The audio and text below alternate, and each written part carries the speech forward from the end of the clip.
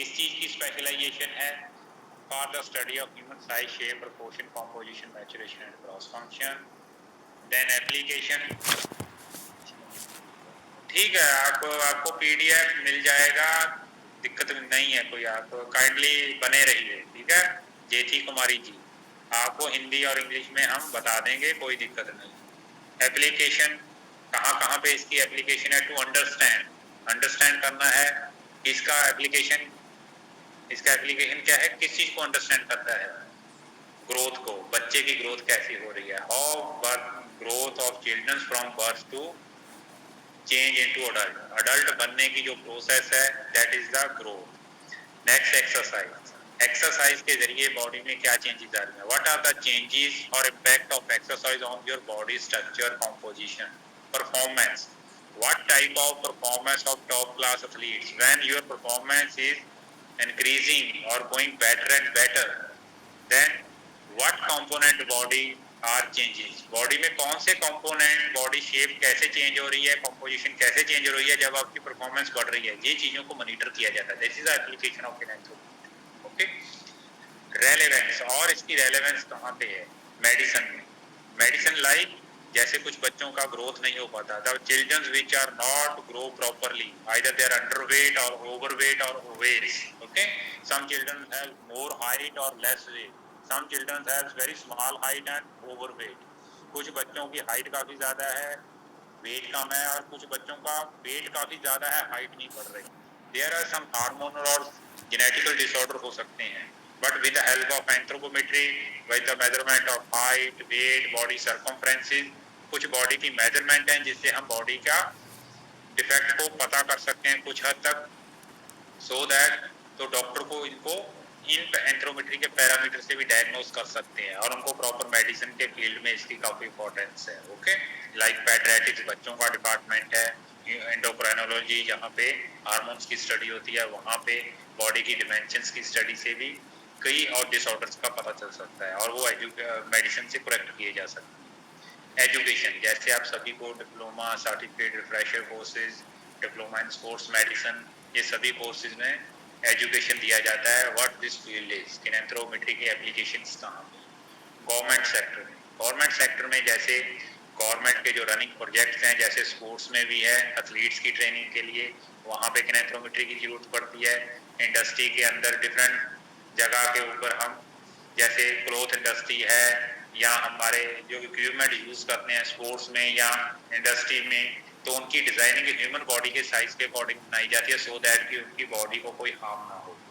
इसलिए government purpose में जैसे आर्म्ड फोर्सेस में height, weight, chest circumference, legs flex ली जाती हैं, all these should be taken with the help of kinanthropometrist. Okay,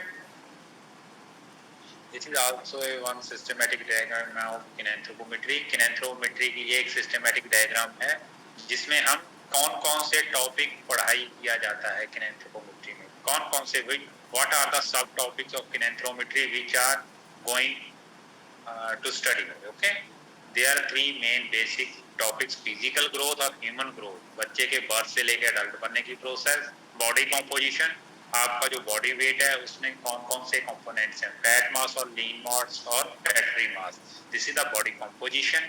physique, आपकी बॉडी का फिजिक कौन सी गेम के लिए सूटेबल है, कौन सी फिजिकल एक्टिविटी के लिए ज्यादा सूटेबल है with respect to other person, उसमें हम देखते हैं one by one. Physical growth like process of growth, बच्चे की बर्थ से लेके अडल्ट बनने में ग्रोथ कैसे हो रही है। मैच्योरेशन, कुछ बच्चे अर्ली मैच्योर है, कुछ लेट मैच्योर है। We are only briefly discussing these things, not in detail, because your syllabus is just 2 lectures to give brief information regarding what are kinanthrometric aspects.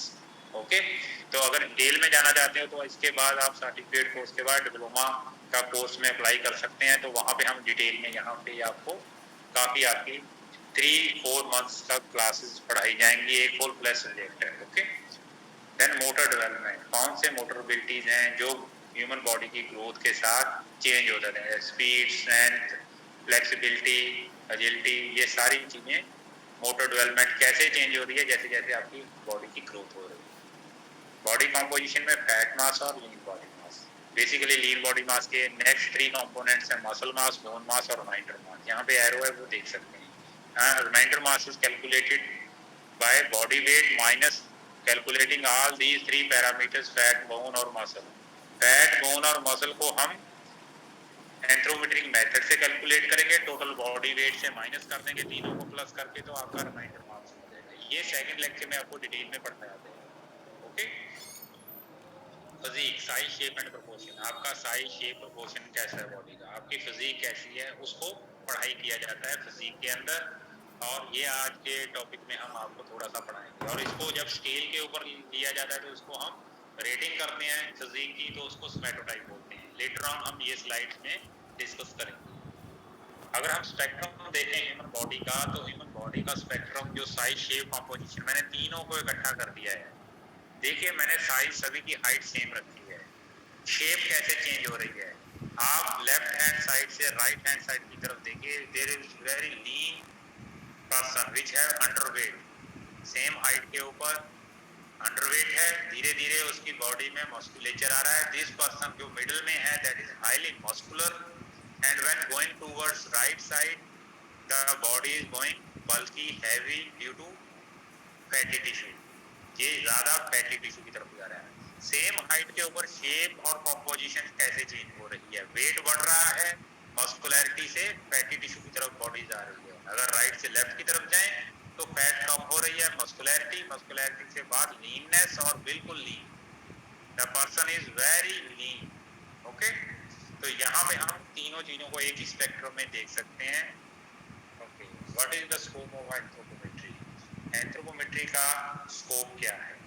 यहाँ पे हम देखते हैं कि इंडस्ट्री के अंदर useful in formulating standard size of various different industries के अंदर हम जो इंस्ट्रूमेंट्स जो इंडस्ट्री में यूज होते हैं, इक्विपमेंट्स, उनको डिजाइन किया जाता है सो दैट कि ह्यूमन बॉडी की रीच तक वो इजीली पहुंच सके। ओके, लाइक एक इंसान ने एक जो अपना इंडस्ट्री में काम कर रहे वाले वर्कर्स हैं, उन्होंने काम कैसे करना है, स्टैंडिंग पोजीशन में या सिटिंग पोजीशन में करना है, क्या वो कंफर्टेबली खड़े होकर उस मशीन को ऑपरेट कर सकते हैं। Are they operating the gadget in industry comfortably और any change in their body posture, क्या उनकी बॉडी के अंदर कोई कंटिन्यूसली इस मूवमेंट में वो काम कर रहे हैं कि उनकी बॉडी को इंजरी आने के चांसेस ज्यादा हैं। ओके, तो इंडस्ट्री के इक्विपमेंट को इस तरह से डिजाइन किया जाता है सेफ्टी गार्ड्स को ध्यान में रखते हुए, सो दैट कि वो ज्यादा टाइम तक एफिशिएंटली अपना काम बढ़िया से कर सकें। तो इंडस्ट्री में एंथ्रोपोमेट्री का काफी रोल है। Occupation, to design chair, clothes, helmets, aeroplane और spacecraft ship human body size के अकॉर्डिंग पर्सन टू पर्सन। जैसे हमारे एरोप्लेन्स के अंदर जो बैठते हैं पायलट्स होते हैं, वो उनकी चेयर की डिजाइनिंग कैसे की जाती है, उनका साइज बॉडी का मेजरमेंट करके, सो दैट कि वो कंफर्टेबली काफी लंबे समय तक और काफी एफिशिएंटली, क्योंकि कितना एरोप्लेन की स्पीड देखिए, उनको फ्रैक्शन ऑफ सेकंड्स में डिसीजन लेना होता है, सो दैट कि वो each and everything should be function smoothly, वो इजीली अपना काम कर सकें। इसीलिए जैसे हमारी चेयर्स हैं, कुर्सी है, तो वहां पे हम देख सकते हैं कि कैसे डिजाइन की जाती है। मान लीजिए मैं आपको चेयर जो दे रहा हूँ बैठने के लिए, उसकी जो सीटिंग हाइट है वो 1 फीट के करीब है, आप 6 फीट की हाइट वाले दो। ओके, और आपके टेबल की 5 फीट की हाइट है, तो कैसे होगा, आप उस टेबल के ऊपर उस चेयर पे बैठ के टेबल के ऊपर अपना बुक रख के या कोई लैपटॉप रख के पढ़ाई कर सकते हो। 5 फीट का टेबल है और 1 फीट का हाइट है चेयर की, तो पॉसिबल नहीं है। ठीक है, तो वो आपकी बॉडी का कंफर्टेबल देखना पड़ेगा कि लार्ज स्केल पॉपुलेशन की हाइट कैसी है, लेग लेंथ कैसी है, उस हिसाब सीटिंग हाइट कैसी है, सो दैट कि आप कंफर्टेबली चेयर और कुर्सी जिसके ऊपर भी बैठ के आप पढ़ाई करते हो या कोई वर्क परफॉर्म करते हो, तो इजीली, या ऑफिस में जो वर्क परफॉर्म करते हैं वो इजीली परफॉर्म कर सकें। ओके, इसी तरह क्लॉथ इंडस्ट्री के अंदर मोस्टली 40-42 साइज के क्लॉथ डिजाइन किए जाते हैं, चाहे वो शर्ट्स हैं, पैंट्स हैं, तो ट्राउजर्स हैं, तो वो क्यों किए जाते हैं, क्योंकि mostly our population size is 40-42, 46, 48 और 32-34 साइज बहुत कम प्रोडक्शन में लाई जाती है, बिकॉज अडल्ट पॉपुलेशन की वो हाइट नहीं होती है। ओके, तो इसलिए एक हाइट के एग्जांपल से मैंने आपको ऑक्यूपेशन के बारे में बताया, कुछ बॉडी की डायमेंशंस में। इसी तरह मेडिसिन के साथ बॉडी के कुछ ऐसे अबनॉर्मैलिटीज हैं जो हाइट, वेट और बॉडी की सरकमफ्रेंस से बच्चों के अंदर हम डिजीज का पता लगा सकते हैं। तो उनको मेडिसिन के साथ कोरिलेट किया जाता है कि उनको हार्मोन की थेरेपी चाहिए या कोई और चीज चाहिए जिसके जरिए वो करेक्ट किए जा सकते हैं। मेडिसिन के डॉक्टर्स एंथ्रोमेट्री को यूज करके मेडिसिन प्रेस्क्राइब कर सकते हैं। जेनेटिकली डिसऑर्डर्स, कुछ जेनेटिकल डिसऑर्डर को भी हम पता कर सकते हैं कि जो आप अपने मदर, फादर या ग्रैंड पेरेंट्स से जो लेके आए हैं डिजीज, जो फैमिली टू फैमिली चलती रहती हैं, तो उनके जेनेटिकली डिसऑर्डर का भी हम कुछ हद तक एंथ्रोमेट्री की मेजरमेंट से, कुछ सिंड्रोम्स होते हैं जेनेटिकली, उनको फाइंड आउट कर सकते हैं। ऑस्टियोमेट्री, ऑस्टियोमेट्री है बोन्स की स्टडी, जैसे हमने चार्ट में पहले बताया। क्रेनियोमेट्री स्कल की स्टडी। ये डिफरेंट साइंसेज हैं। यहाँ पे एंथ्रोपोमेट्री का ही यूज है, ये एंथ्रोपोमेट्री के ही पार्ट हैं। टैलेंट आइडेंटिफिकेशन, स्पोर्ट्स में हम बच्चों की टैलेंट आइडेंटिफिकेशन के अंदर एंथ्रोपोमेट्री का काफी इंपॉर्टेंट रोल है। जैसे बच्चों की कैसे हाइट चेंज हो रही है, कैसे हाइट बढ़ रही है, एकदम बढ़ रही है, बिल्कुल स्लो बढ़ रही है। All these things should be observable but also measurable with the help of anthropometry। हम देख तो सकते हैं बच्चों की हाइट बढ़ रही है, पर हम मेजर भी कर सकते हैं with the help of anthropometry। okay, next is application of anthropometry in teaching different various courses which I have mentioned here, diploma, master, certificate, refresher courses in teaching। इसकी काफी applications हैं। साइंटिफिक सपोर्ट देते हैं, national camp, STC, centre of excellency, discussion with coaches और athletes, उनकी body में क्या change हो रही है, with the help going on their training और nutritional impact, also discuss with the nutritionist. Our report should be discuss with nutrition, athletes और coaches. Different body structure different sports में होता है, ये चीजों को हम फाइंड आउट करके टैलेंट आइडेंटिफिकेशन में यूज करते हैं। बॉडी कंपोजिशन में हम फैट, मसल, बोन, बॉडी का फ्लूइड कैलकुलेट कर सकते हैं। ह्यूमन ग्रोथ एंड डेवलपमेंट की स्टडीज कर सकते हैं स्पोर्ट्स पॉपुलेशन के ऊपर, और नॉर्मल पॉपुलेशन में भी करते हैं।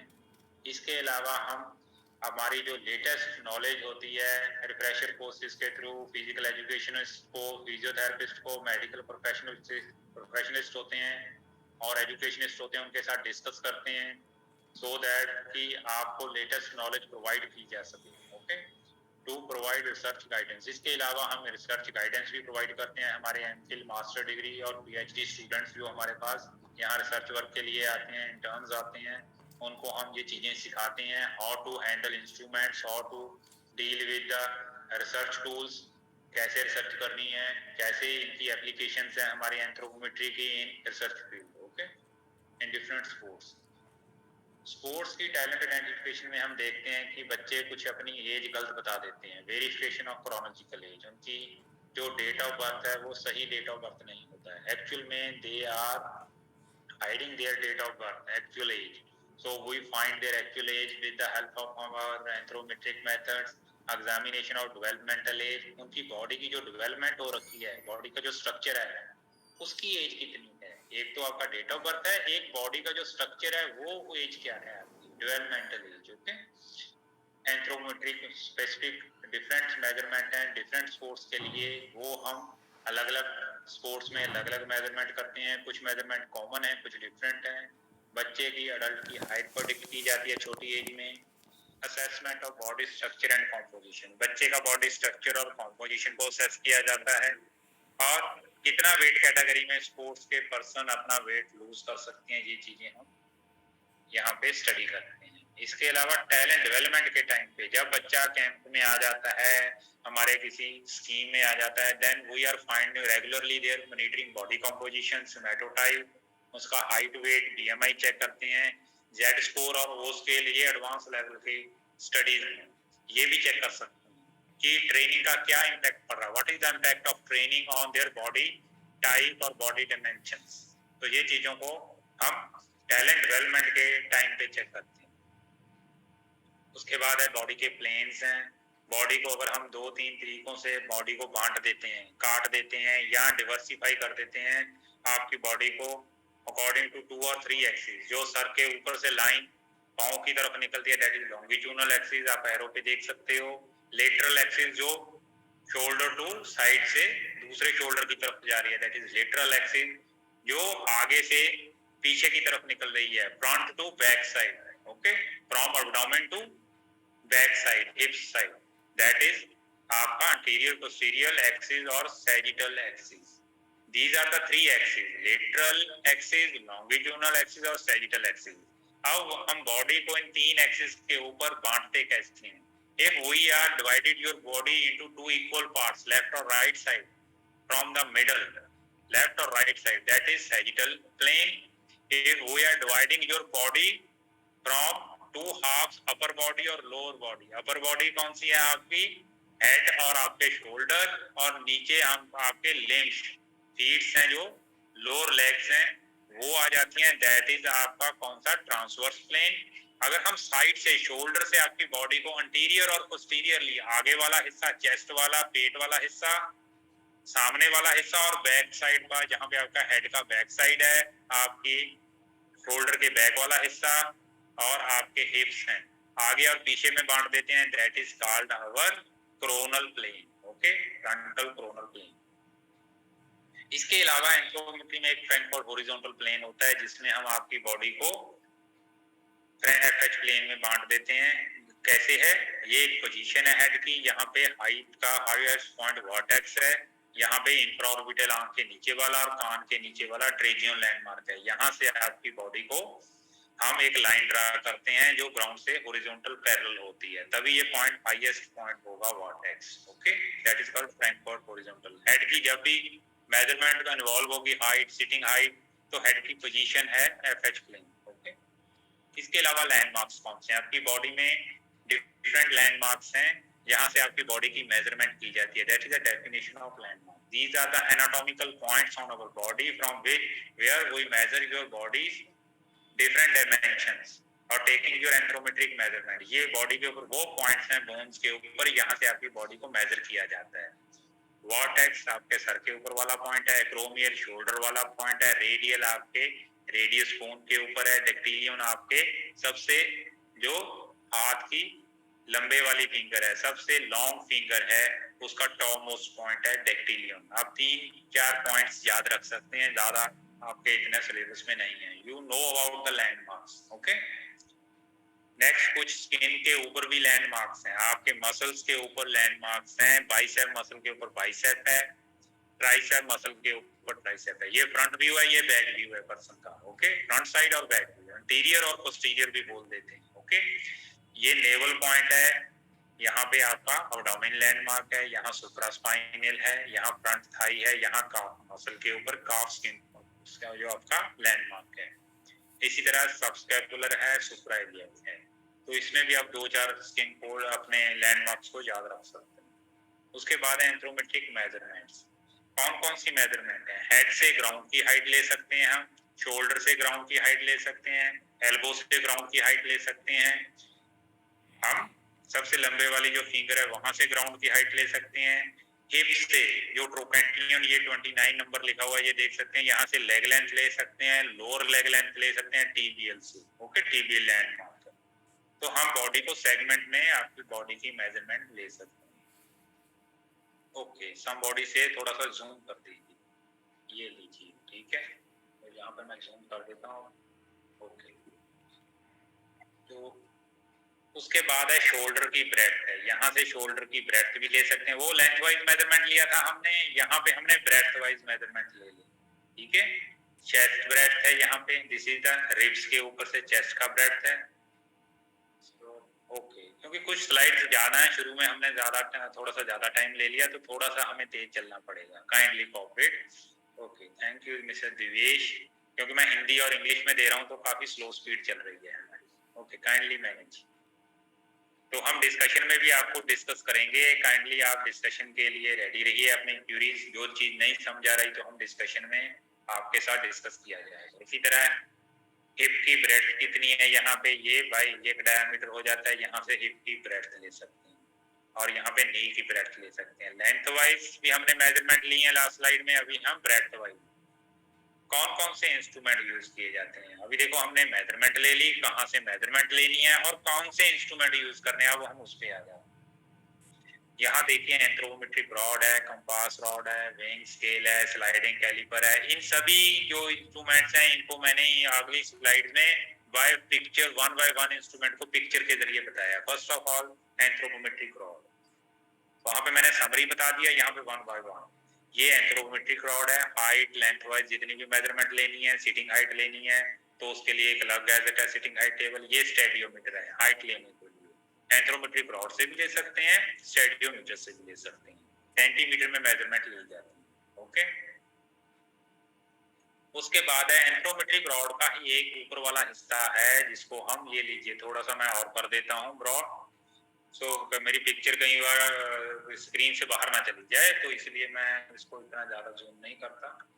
ठीक है, एक मिनट रुकिए, थोड़ा सा गड़बड़ हो गई है।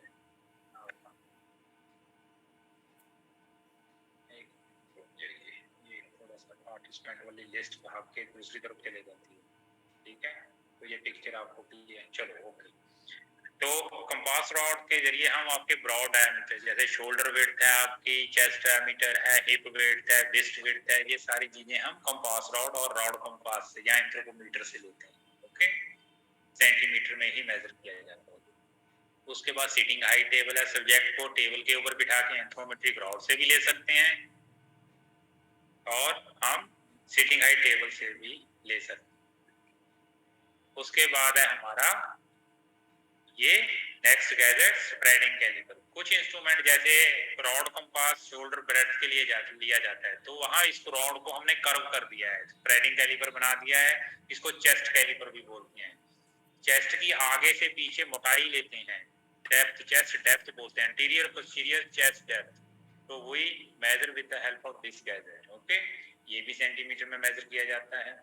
उसके बाद स्लाइडिंग कैलिपर है, हम शॉर्ट डायमीटर्स लेते हैं जैसे एल्बो, रिस्ट, नी, एंकल, छोटे छोटे डायमीटर्स हैं।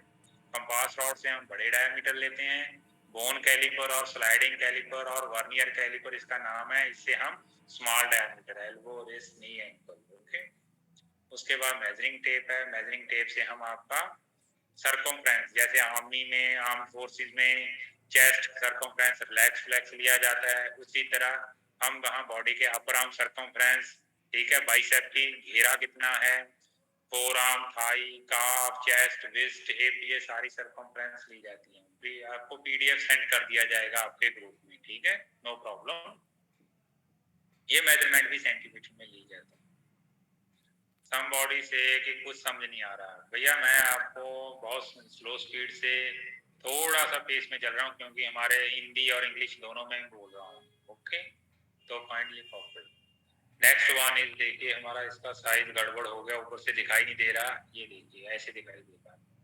Skin fold calliper, skin fold calliper से हम बॉडी के स्किन फोल्ड की मेजरमेंट किया जाता है कि आपकी बॉडी में जो फैट का फोल्ड है, इसको फैट कैलिपर भी बोल दिया जाता है। This is also called fat caliper और स्किन फोल्ड कैलिपर।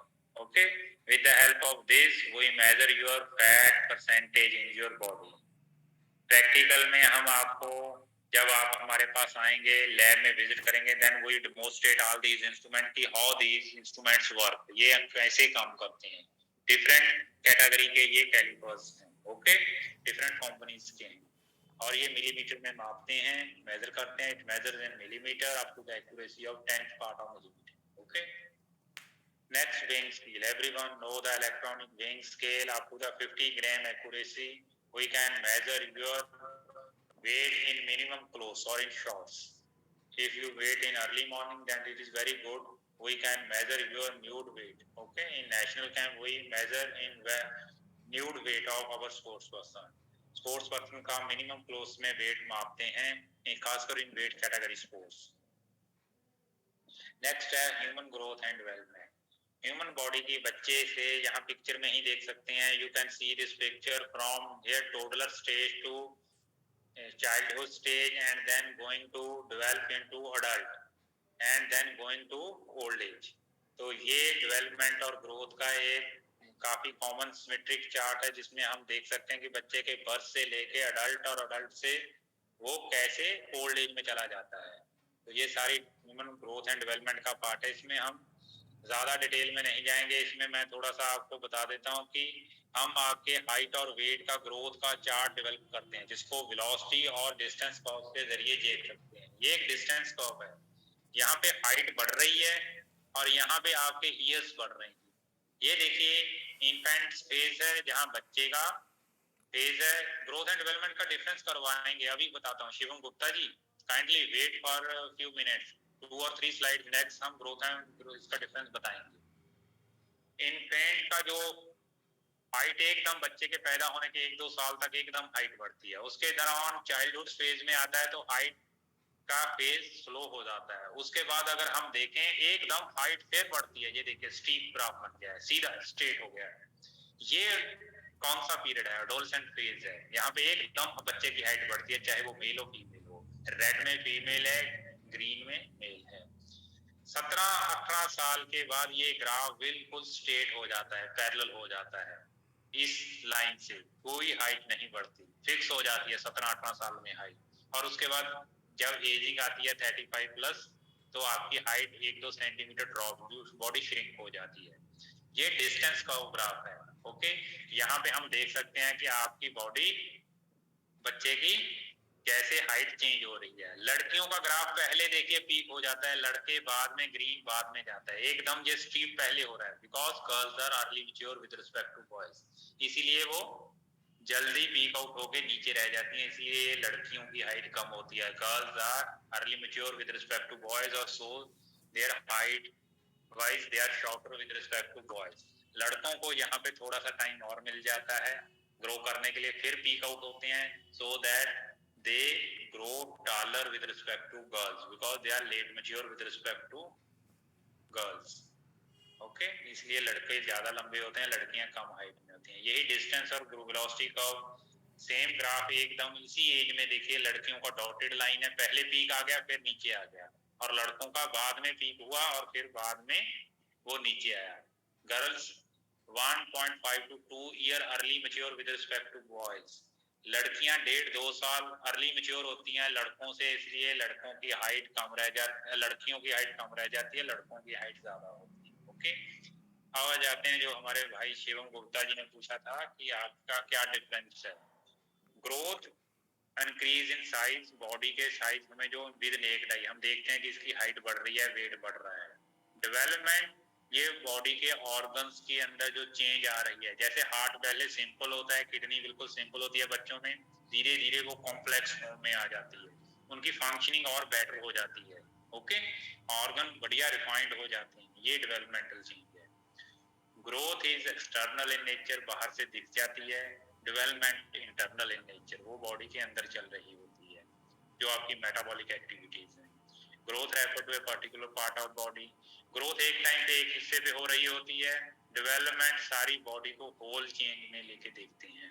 ठीक है, जैसे ग्रोथ की बात करूं तो कभी आपके बॉडी का दांत आ रहे हैं, दांत टूट रहे हैं, फिर परमानेंट टीथ आ रहे हैं मिल्क टीथ के बाद। उसी दौरान हड्डियां जो बोन्स हैं वो डिफरेंट पेस से ग्रो हो रही हैं, नर्वस सिस्टम डिफरेंट पेस से ग्रो हो रहा है, जो आपके रिप्रोडक्टिव ऑर्गन है वो डिफरेंट पेस पे डिफरेंट एज में मैच्योर हो रहे हैं। सभी जो बॉडी के सिस्टम है डिफरेंट डिफरेंट टाइप से मैच्योर हो रहे हैं, that is a part of growth.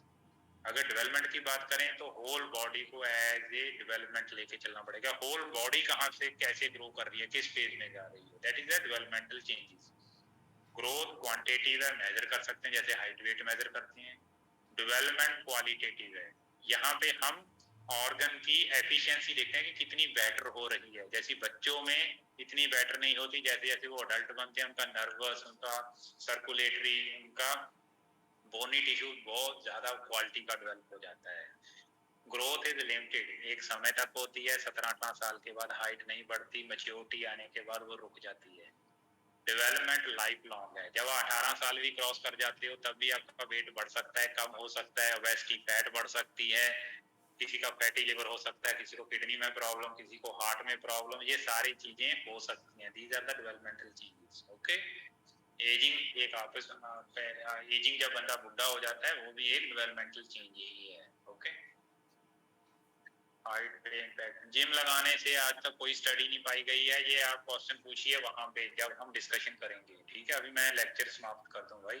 ठीक है, वजन के हिसाब से कितनी हाइट होनी चाहिए, ये भी वही डिस्कस करेंगे।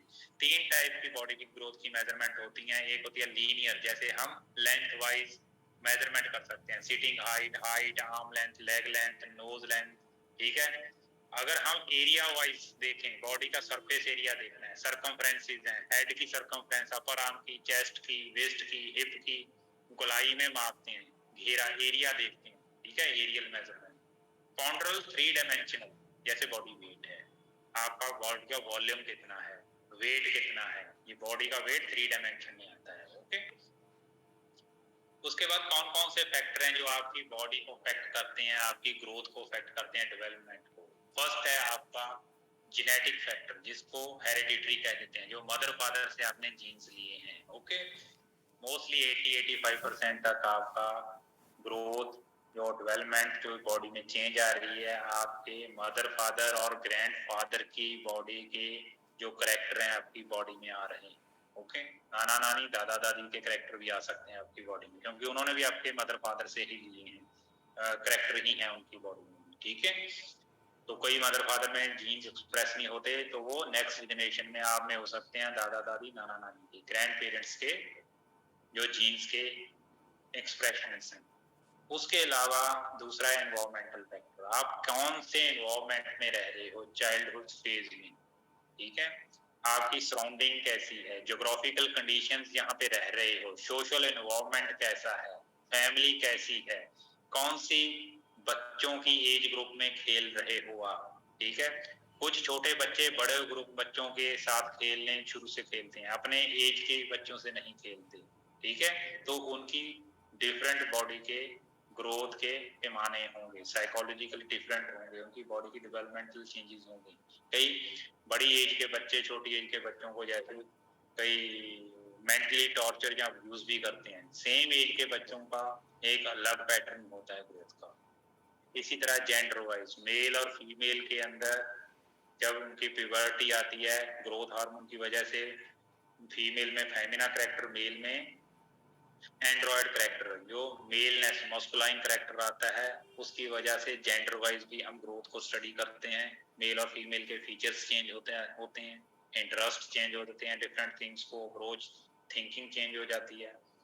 एक्सरसाइज एंड हेल्थ, आप कैसी एक्सरसाइज कर रहे हो, एंड्योरेंस एक्टिविटी, स्ट्रेंथ ट्रेनिंग, या आप सेडेंटरी लाइफ है, ये सारी आपके हेल्थ रिलेटेड आपकी ग्रोथ के साथ चेंज आती है, ग्रोथ के पैटर्न। उसके बाद हार्मोन, हार्मोन काफी हद तक दोनों का कॉम्बिनेशन है, किसका, जेनेटिक का भी और आपके इन्वायरमेंटल फैक्टर का भी, जिसके जरिए आपकी बॉडी में हार्मोन इम्बैलेंस हो रहा है, ज्यादा सीक्रेट हो रहा है या कम हो रहा है, उसकी वजह से भी आपकी बॉडी की ग्रोथ इफेक्ट होती है, ठीक है। उसके अलावा सोशल इकोनॉमिक स्टेटस, कौन सी फैमिली से बिलोंग करते हो, रिच फैमिली से हो, हाई सोशो इकोनॉमिक है, लो सोशो इकोनॉमिक है, रूरल है, अर्बन है, दैट आल्सो काउंट की बच्चा कैसी फैमिली में ग्रोम कर रहा है। उसके बाद फैमिली इन्फ्लुएंस, फैमिली के अंदर बच्चे यहाँ पे देख सकते हैं इस पिक्चर में, वीकेंड पे अपने मदर फादर के साथ एंजॉय कर रहा है, यहाँ पे घर में क्या हो रहा है, जिसकी वजह से बच्चे की हेल्थ के ऊपर भी असर पड़ता है। These are the family influence, positive भी हो सकता है, वो नेगेटिव भी हो सकता है, बच्चे की और सोशल स्किल्स भी हो सकती हैं, ठीक है। वो सोशल सोसाइटी में कैसे रह रहा है, ये चीजें काफी मायने रखती हैं। Nutrition also impact on your body growth and development. यहाँ पे बीच में सेंटर में एक्टिव बच्चा दिख रहा है, जो बिल्कुल एवरेज बच्चा है, एक्टिव है, फिट है। ये सेडेंटरी लाइफ वाला बच्चा है, ओबेसिटी है, ओवरवेट है, ज्यादा खा रहा है, कोई काम नहीं कर रहा है, ठीक है, थोड़ा सा लेजी है। ये बिल्कुल नहीं खा रहा है, ये अंडरवेट है, हाइट तीनों की एक जैसी है। इस तरह का न्यूट्रिशन का इम्पैक्ट कि आपकी बॉडी का सिस्टम कैसे वर्क कर रहा है, आपको प्रॉपर न्यूट्रिशन मिल रहा है, या यस बीएमआई का कंसेप्ट भी यहीं से है, वो भी हम आएंगे यहाँ पे भी। प्रॉपर न्यूट्रिशन मिल रहा है पर डाइजेस्टिव सिस्टम में प्रॉब्लम है, या डाइजेस्टिव सिस्टम ठीक है, उसको डाइट ही प्रॉपर नहीं मिल रही, या कोई डिजीज है बच्चे को, तो all these things should effect your growth and development. उसके अलावा बॉडी कॉम्पोजिशन, जैसे मैंने कहा फैट और फैट फ्री मास, ठीक है, ये डिटेल में हमको नेक्स्ट लेक्चर में आपको करेंगे। इसमें थोड़ा सा मैं बता देता हूँ कि आपकी बॉडी में fat free mass, bone, water, muscle, connective tissue और ऑर्गन्स होते हैं। और एक एसेंशियल फैट होता है बॉडी में, जो फैट मास का पार्ट नहीं है वो फैट फ्री मास का पार्ट है। Essential fat is 3 to 5% in males और 8 to 12% in females। ये जो फैट है, ये एसेंशियल फैट आपकी बॉडी के मेटाबॉलिक सिस्टम को रन करने के लिए काफी जरूरी है। This is very compulsory fat to run your metabolic system. If your fat level go below this level in male or female, 3 to 5 in male or 8 to 12 in female, then there is some body में आपको reproductive, immunologically और circulatory system की problem हो सकती है, जैसे autoimmune disease होती हैं या कुछ इस तरह के बॉडी में सिम्टम्स आ जाते हैं। तो एक बॉडी में एक लिमिटेड लेवल तक एसेंशियल फैट का लेवल होना चाहिए। फैट कम होनी चाहिए पर बहुत ज्यादा कम भी नहीं होनी चाहिए। ओके, तो यहाँ पे एक टिपिकल बॉडी कॉम्पोजिशन है कि 45%, अगर मान लीजिए मैं 100, सभी का टोटल 100 बन जाता है 100%। If your weight is 100%, I am talking in percentage। your body का टोटल वेट को मैं किलोग्राम में नहीं बात कर रहा, टोटल बॉडी वेट का 45% आपका मसल वेट मेल में है, 36 फीमेल में है। 3 to 5% जैसे मैंने लास्ट स्लाइड में देखा है एसेंशियल फैट मेल में, 9 to 12% फीमेल में। 12% that is a limbs fat, जो हम अपनी एंथ्रोमेट्रिक लैब में मेजर करते हैं। सबक्यूटेनियस फैट जो मसल के ऊपर वाली और स्किन के नीचे वाली फैट है, लिम्स के ऊपर, एब्डोमेन के ऊपर फैट है, that is a non essential fat और स्टोरेज फैट। इसको हमने कम करना है। ये एवरेज मेल में 12% और 15% फीमेल। बोन वेट मेल्स की बोन्स की वेट ज्यादा होता है, 15% टोटल बॉडी वेट का मेल का बोन वेट होता है, 12% फीमेल का। ये एवरेज पॉपुलेशन की टिपिकल एक एवरेज मेल फीमेल की बात कर रहा हूँ। ठीक है, ये पर्सन टू पर्सन वेरी करेगा। स्पोर्ट्स पर्सन में ये ज्यादा डिफरेंट पाया जाता है। 25% टोटल बॉडी वेट का मेल में फ्लूइड वेट होता है, रिमाइंडर वेट होता है। ओके, इसके अलावा अभी आप बीएमआई की बात कर रहे हैं। बीएमआई ये डब्ल्यूएचओ की क्लासिफिकेशन है। 18.5 से अगर आपका वेट बीएमआई की वैल्यू आ रही है below, you are underweight. कोई भी कारण हो सकता है, आपका खाना नहीं मिल रहा, या तो आपको you are deprive of food, या you are not getting balance diet, और you are getting balanced diet but your system which absorb this diet is not good। या तो आपकी बॉडी कम खाना मिल रहा है, या आपकी बॉडी को खाना तो ठीक मिल रहा है पर आपकी बॉडी डाइजेस्ट नहीं कर पा रही। तो वहां पे देखना पड़ेगा कि आपका अंडरवेट क्यों है। ओके, जैसे बीएमआई 18.5 to 24.5 ये हेल्दी रेंज है। 25 to 30 ओवरवेट, यहाँ से ओबेसिटी शुरू हो जाती है। 30 to 40 grade 2 obesity. BMI above 40 very obese, morbid obese और ग्रेड 3 obesity। ये WHO की गाइडलाइंस हैं जो 2004 में लेटेस्ट दी गई थी, but these guideline are not applicable on sports population. Okay, because mostly sports population are live between 25 to 30। they are overweight due to muscles or bony tissue, because due to training they are much more muscular, hypertrophy of muscles। तो ये याद रखिए, ये sedentary population के लिए guidelines है। Okay, इसके अलावा सोमैटोटाइप जो फिजिक है, ओके, सभी को आपको पीडीएफ मिल जाएंगी, डोंट वरी। डिस्कशन के लिए जो नहीं समझ आया उसके लिए आप रेडी रहिए, वहां पे हम आपको डिस्कस करेंगे जो आपको नहीं समझ आया। 3 to 3:30 अपने ग्रुप में ज्वाइन कीजिए प्लीज। दूसरे ग्रुप में चले जाते हैं तो दूसरे बच्चे जो जेन्युइन होते हैं वो ज्वाइन नहीं कर पाते। 3:30 वाले 3:30 पे ज्वाइन करें, 3 o'clock वाले 3 o'clock ज्वाइन करें। ओके, तो सोमैटोटाइप है, फिजिक की रेटिंग का एक स्केल है। हमने बोला कि फिजिक क्या है, size, shape and proportion of body. जो आपकी शेप कैसी है, छोटी हाइट है, लंबी हाइट है, मीडियम हाइट है, और शेप कैसी है, मस्कुलर है, फैटी है, लीन बॉडी है। प्रोपोर्शन, सेम हाइट के ऊपर लेग लेंथ, सिटिंग हाइट कैसी है आपकी। ठीक है, किसी की लेग लेंथ ज्यादा है, किसी की सिटिंग हाइट ज्यादा है, किसी की आर्म लेंथ ज्यादा है। ठीक है, सेम हाइट के ऊपर। तो हमने कहा कि एक स्केल बना देते हैं। किसने बोला? जो उस टाइम के साइंटिस्ट थे। ये साइंटिस्ट थे मिस्टर शेल्डन, 1940s। उन्होंने सोमैटोटाइप के ऊपर काम किया। Soma means living body. Type कैसी है आपकी बॉडी की, टाइप कैसी है, जो आपकी बॉडी है वो कौन सी टाइप की है। ओके, इन्होंने 3 टाइप की बॉडी बताया, एंडोमॉर्फी, मेसोमॉर्फी, एक्टोमॉर्फी। एंडो होते हैं जो हाइट के अकॉर्डिंग उनकी बॉडी में फैट ज्यादा है। मेसोमॉर्फी जिनकी बॉडी में मीजो से मसल्स, आपकी बॉडी में मस्कुलेचर है, जो आपकी बॉडी का मसल और बोनी टिश्यू हाइट के अकॉर्डिंग कैसा है, क्या प्रोपोर्शन में है। एक्टोमॉर्फी आपकी हाइट और वेट की लीननेस कितनी है, लीन पर्सन होते हैं। जैसे जैसे इंडो बढ़ेगी आपकी फैट बढ़ेगी स्केल के ऊपर। इसको स्केल देते हैं 1 2 3 4 5 6 7 नंबर दे देते हैं।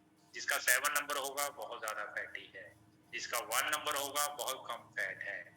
मीजोमॉर्फी जिसकी 1 है बहुत कम मसल क्लेचर है, जिसका 7 मीजोमॉर्फी है हाईली मस्कुलर है। एक्टोमॉर्फी जिसकी 1 है वो काफी ज्यादा मोटा है, वेट ज्यादा है, हाइट बहुत ज्यादा है और वेट कम है। अगर उसका 7 एक्टोमॉर्फी आ रहा है, जैसे हमारे 5 6 आ जाता है वॉलीबॉल बास्केटबॉल वाला हाई जंप वाले बच्चों का, तो वो क्या है, उनका बहुत ज्यादा हाइट है, वेट कम है 7 के ऊपर। ठीक है, उसके बाद आ जाते हैं हम, अभी आपको ये देखिए, ये एक्सट्रीम एंडोमॉर्फ है, फैटी बॉडी है, ये मस्कुलर बॉडी है। इंडो एक्टोमॉर्फी ये बिल्कुल लीन बॉडी है, हाइट ज्यादा है, वेट कम। ओके, तो यहाँ मैंने इनकी डिस्क्रिप्शन दे रखी है। ये सारी चीजें आपको पीडीएफ फॉर्म में मिल जाएंगी। ओके, पीडीएफ में काइंडली ये कुछ टर्मिनोलॉजी है, वेरी सिंपल इंग्लिश है, आपको हिंदी में मैं ट्रांसलेट इन टर्मिनोलॉजी को, मेसोमॉर्फी एंडोमॉर्फी को मैं क्या बोलूं, क्योंकि मुझे यही बोलना पड़ेगा भाई, तो वो मैं सारा कुछ हिंदी में आपको बता रहा हूँ। तो ये डिफरेंट टाइप का एक ट्रायंगल बना दिया मैंने। इस ट्रायंगल के अंदर इंडो मीजो एक्टो तीनों एंगल पे हैं। यहाँ पे हम देख सकते हैं कि यहाँ इंडो ज्यादा है, यहाँ मीजो ज्यादा है, यहाँ एक्टो ज्यादा है। अभी हम एवरेज पर्सन देखते हैं, ये येलो सेंटर में है और यहाँ पे वेट लिफ्टर रेड यहाँ पे है, ये हाईली मस्कुलर है पर साथ में कुछ इंडो की तरफ है फैट। ये ब्लू वाला स्प्रिंटर है, ये मस्कुलर है पर वेट लिफ्टर से लीन है, इसमें फैट कम है with respect to weightlifter, अगर कंपैरेटिवली स्टडी देखा जाए। इसी तरह ये ग्रीन वाला, इसमें बिल्कुल भी फैट नहीं है, फैट से काफी दूर है। यहाँ पे ये एक्टो और मीजो के अराउंड घूम रहा है। ये एक्टो लीन है बॉडी पर उसके साथ में मसल्स हैं, जो बॉडी का वेट है वो मसल की वजह से। ओके, इसी तरह ये हैमर पिंक वाला देख रहे हैं, ये मस्कुलेचर भी है और साथ में फैट का कंपोनेंट भी है। वेट ज्यादा है किसकी वजह से, फैट और मसल की ज्यादा वजह से है, ड्यू टू मसल और फैट। सो यो इस तरफ अलाइन किया हुआ है। इस तरह से हम इन चीजों को देख सकते हैं। डिफरेंट गेम में सोमैटोटाइप कैसी होती है। इंडोमॉर्फी जो ज्यादा फैट किस में पाई जाती है, पावर इवेंट गेम में, जैसे रग्बी, फॉरवर्ड, शॉट पुट और पावर लिफ्टर्स। मीजोमॉर्फी ज्यादा एकदम सडन एनर्जी, स्ट्रेंथ और ब्रस्ट चाहिए एनर्जी का, तो वो कौन सी एग्जांपल है, स्प्रिंटर है, male gymnastics. Ectomorphy leanness, long distance runners हैं, मैराथन रनर्स हैं, ट्रायथलीट्स हैं। ठीक है, ये एक हम आपको एग्जांपल बता रहे हैं जिसमें हम देख रहे हैं कि हमने एक इंडियन रेसलर का, इस तरह से हम नेशनल कैंप के बच्चों की रिपोर्ट बनाते हैं। एक रेसलिंग का बच्चा है, उसकी वेट कैटेगरी है 66, उसने वेट कम भी करना है 74, उसका वेट है ऑलरेडी, उसकी हाइट है, डेट ऑफ बर्थ है, ये उसकी height weight ratio, ectomorphy, bone muscle percentage और फैट परसेंटेज और इसके रिमार्क्स। ये सारी चीजें इस तरह से हम रिपोर्ट बना के देंगे।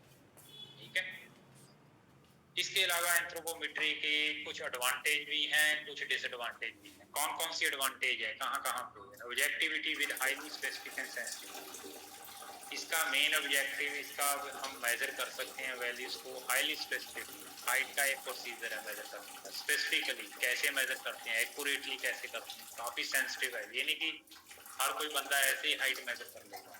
हम up to the accuracy of 1 millimetre और सेकेंड फोल्ड के अंदर 10th part of millimetre accuracy रखते हैं। ठीक है, तो इसके लिए ट्रेंड बंदा चाहिए। मेजरमेंट में वेरिएबली न्यूट्रिशन सिग्निफिकेंट, काफी वेरिएबल्स हैं एंथ्रोपोमेट्री के मेजरमेंट के, जहां से हम आपके न्यूट्रिशनल सिग्निफिकेंटली डायग्नोस कर सकते हैं। जैसे हाइट, वेट, एचटी लिखा height, VT weight, MAC weight, upper arm circumference. ये बच्चे जो अंडर ग्रो होते हैं जिनका वेट कम होता है, उनकी upper arm circumference, middle upper arm circumference के हेड सरकमफ्रेंस से, skin fold thickness, waist hip ratio और बीएमआई से नॉर्मल सेडेंटरी पॉपुलेशन के ऊपर हम न्यूट्रिशनल डायग्नोस कर सकते हैं। कि इनकी बॉडी में कोई न्यूट्रिशनली प्रॉब्लम है, इन चीजों को मेजर करके पता कर सकते हैं। We can found the nutritional imbalance with the help of these anthropometric measurements.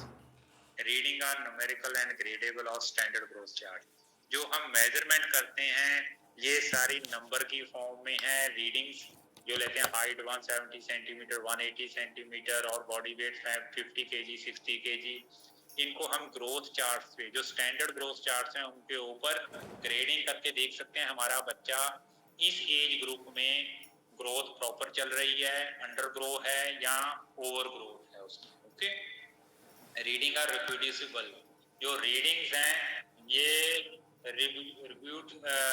Reproduce कर सकते हैं, हम बार बार ले सकते हैं, चाहे विद इन 1 ईयर हम 10 बार मेजरमेंट कर सकते हैं। और वही सजेस्ट ग्रोइंग चिल्ड्रन को 4 times per year measurement after every 3 month और 4 मंथ हाइट वेट की मेजरमेंट करनी चाहिए ग्रोइंग चिल्ड्रंस के अंदर।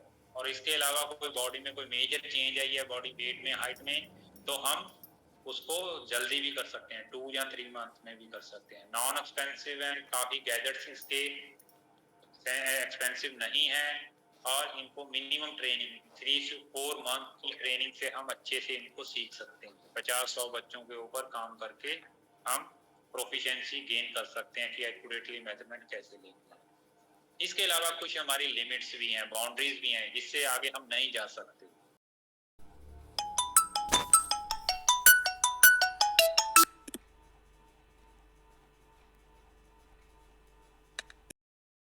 हमें कुछ कट ऑफ वैल्यूज देनी पड़ेंगे कि हम 152 लेके 170-80 के बीच की पॉपुलेशन के ऊपर ही हमारी स्टैंडर्ड स्टडी को फॉलो करें जब हम नॉर्म्स बनाते हैं। ओके, तो एक्सट्रीम वैल्यूज कई बार दिक्कत करती है। Okay, thank you everyone. आज की क्लास हमारी ओवर है, आप जा सकते हैं। मैं अनम्यूट कर लेता हूँ 1-2 मिनट के लिए। इफ समबॉडी हैज से कि ये